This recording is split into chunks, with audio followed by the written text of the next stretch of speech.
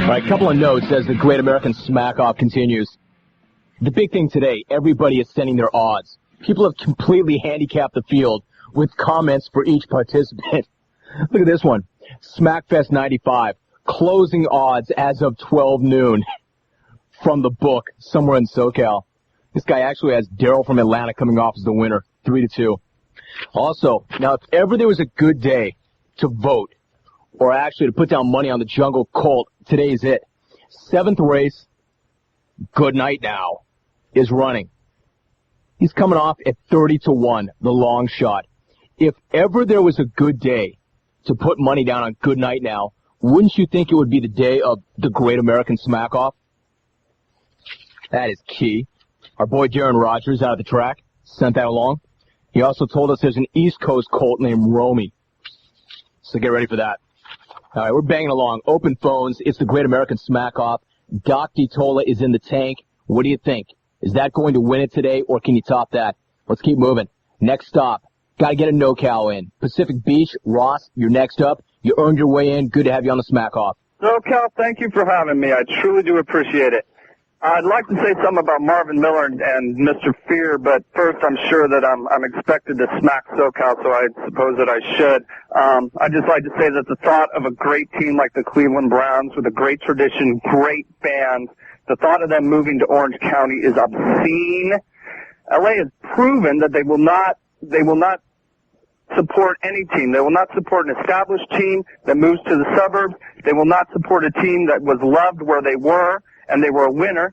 They used to be the Raiders, and now they're a loser, and they're a joke. The belief that SoCal somehow has some kind of divine right to two teams is infuriating.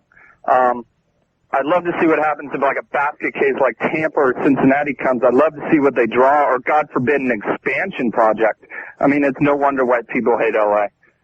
As far as Marvin Miller, he is absolutely right. Donald Fear is selling the store. Any tax on salaries is a crock. And I mean, if the last 8 months were spent deciding how far Fear was going to cave in on this, then it truly was a waste of time, and they should have just caved at the beginning, and we could have had a World Series. I mean, if the owners want revenue sharing, then they should share revenue. I mean, if Selig really wants Steinbrenner's money, he should get it because George takes in truckloads more money, not because he's willing to pay Wetland, and Selig won't pay Paul Molitor. Comment. Gotcha, NoCal. All right, it's interesting. Good to have you on the show. Notice I'm not commenting on too many of these phone calls because I want to keep it moving along. But first two calls out of the blocks, you're curious, are they going to get off on sports or are they going to get off on the clones? Well, a NoCal has to get off on a SoCal, and Doc Mike DiTola did both. He played well on both ends. He had to smack the clones. That's pretty much what he's all about. But he also had some good choice comments on sports. All right, two calls down. Doc Mike and NoCal Ross. Let's push this thing along. Here's a guy with game. He's been calling the jungle. He usually gets off good scuds. Loyola Marymount. Steve, you're next up. Good afternoon.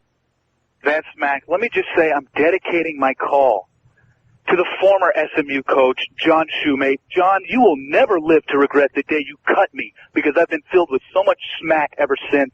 Good riddance. Go join Digger in the ESPN studios. Now onto the smack. You know, Romy, this is really pissing me off, these Major League players. Coming back and stealing baseball from the real players, the players who play for the love of the game. What do these guys think, they're good or something? Oh, Ken Griffey, yeah, nice home run off the first pitch you've seen in 8 months from Andy Bennis. That was really impressive. My mailman could have done that if you guys didn't come back and take away his dream from him. You know, at least the Braves show some class, show some dignity. They signed Pedro Borbon to a contract. They respect their elders. They're not going to let him rot. They're going to give him a chance to live his dream of scarfing down as many peanut bags as he can in a whole 9-inning game. Now, you major leaguers seem to think that like fast cars, a lot of money, national attention is the real lifestyle. That's not happening.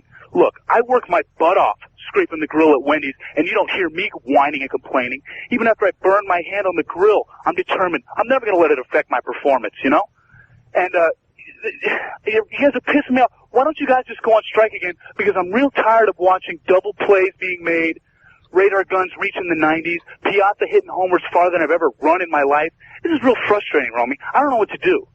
Oh, whoops. I'm sorry, Romy. I'm sorry. I just had an out-of-body experience but that's what I've been listening to in the jungle for the last 8 months from you scab-worshipping, myopic, ignorant fools that thought replacement ball was the way to go. Well, look at yourselves now. Don't you feel stupid for all those calls you've made? All the whining you did? What did it get you? It got you absolutely nowhere. Your life is still pathetic. The real players are back, and there's nothing you or your pork-belly friends can do about it. So congrats to the players for getting this thing done.